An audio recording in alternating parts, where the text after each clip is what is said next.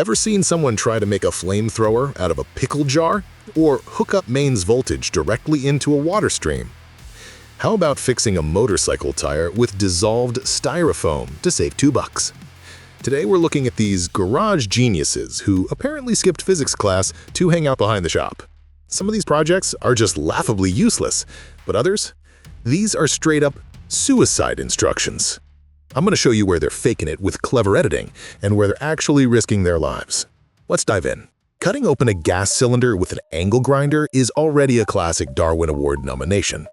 But this guy took it further. He builds a gasoline burner out of a glass pickle jar. Holy crap! The idea sounds ambitious. Say goodbye to store-bought gas canisters. There's a bubbler system that saturates air with gasoline vapors, and the burner produces a powerful blue flame. Looks like a serious lab experiment. But think about it. You're pressurizing an explosive mixture in glass. In fragile, brittle glass. One wrong move with that hose, the jar shatters, gasoline spills all over your workbench, right under an active flame. Plus, this setup has no flashback arrestor. If the pressure drops, say you kink the hose, the flame will shoot back through the tube straight into the jar. Boom! And now you're picking glass out of your face with tweezers. Those fragments will fly at bullet speed, and you'll be explaining to the ER why you thought gasoline in a pickle jar was a good idea. This thing has emergency room written all over it. It's a stationary bomb that you've chained yourself to. You're saving pennies on matches while risking burning down your entire garage. Plus, gasoline costs money too. And don't even get me started on portability. Dragging around that jar with hoses is super convenient. Yeah, right. Much better than a compact canister in your pocket. Look, want to save money? Buy a proper adapter for refilling canisters. Want adrenaline? Go skydiving. But don't build glass bombs. Alright, let's say you survived and didn't explode. But the next creator found a way to kill you more quietly. And way more painfully. The video title promises gold recovery from e-waste using vinegar and salt. Sounds simple enough. Like frying potatoes, right? On screen, innocent little jars. The guy even puts tape labels saying vinegar. But hold on. Soon, subtitles appear revealing the actual recipe. Folks, this isn't vinegar. This is a mixture of hydrochloric, nitric, and sulfuric acids known as aqua regia. Regular vinegar physically cannot dissolve gold no matter what you do. Plot twist. If you try this with actual vinegar, you'll just pickle some processors. But if you buy all the ingredients from the subtitles, you'll also get nitrogen dioxide. See that orange smoke? The so-called foxtail? Doing this in your kitchen without a fume hood is pure suicide. Inhaling this gas can cause pulmonary edema. Your lungs literally fill with fluid. Fun times explaining that one to the paramedics. And for what? The math is depressing, people. There are 450 processors on the table. As scrap, they're worth about $200. This guy spent money on dangerous chemicals, tons of time, hopefully didn't destroy his health, to extract 1.2 grams of gold worth $90. This isn't a life hack. This is economic suicide, a net loss of $110. Want money? Sell the boards as is.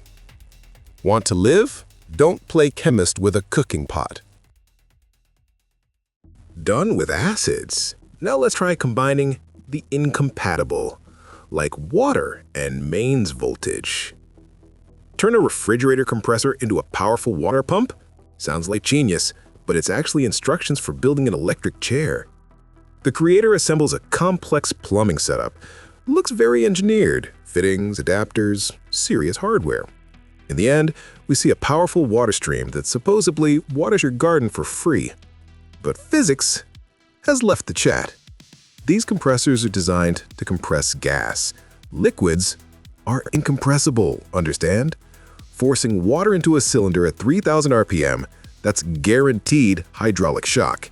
The valves are toast. But here's the scary part. The motor windings aren't isolated from the housing. They're designed for dielectric oil. Replace the oil with water, And when the insulation fails, you'll send 220 volts directly to the pump housing and into the water stream. This isn't irrigation. This is Russian roulette with a garden hose. That flow on camera? Complete BS. The compressor's small piston physically can't produce that volume. A hidden pump is doing the work while the creator risks his life for views. They're playing us for fools, but someone will definitely try to save money this way. Let's take a breather and look at a DIY project that won't kill you, but will make you curse the day you picked up a tool. Make a lifetime handle from an old tire? Sounds like brilliant recycling, but it's a total failure. Layers of rubber, heavy rivets. Seems like this handle will survive nuclear war and absorb any recoil. But you can't fool physics. Rubber should dampen vibrations, but to keep the handle from bending like a noodle, the creator inserts a steel strip inside, and that steel acts as a conductor, transmitting the impact straight to your wrist.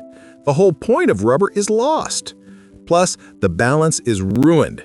The heavy handle shifts the center of gravity, and the strike's momentum dies.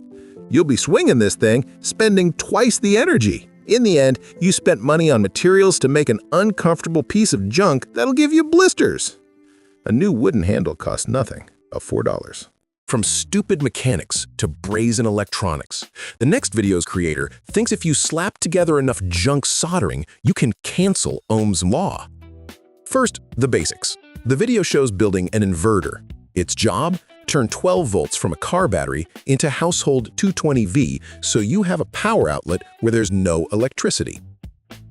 The creator claims this contraption produces 4,500 watts, plugs in a powerful electric kettle, and claims the system didn't even break a sweat. Let's do the math, folks. Even for a single 2,000-watt kettle at 12 volts, you need 166 amps. That's, for a moment, welding machine current. Look at those thin wires and flimsy alligator clips on the input. Now look at welding cables. At that current, the insulation would melt onto the table in seconds. And if this monster actually delivers the claimed 4,500 kilowatts, the current would spike to 375 amps. That's beyond insane. Another interesting thing, the multimeter. In any real circuit, when you connect a load, voltage drops. Here, the numbers are frozen solid. This shows the kettle is powered from an outlet. The wire suspiciously goes off screen, and the multimeter shows the inverter at no load. Pure scam.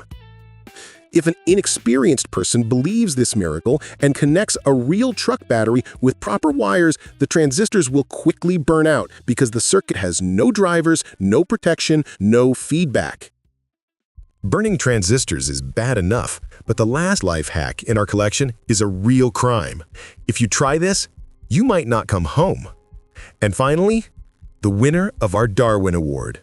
The creator suggests patching a punctured inner tube with dissolved styrofoam. This isn't a repair, this is attempted murder.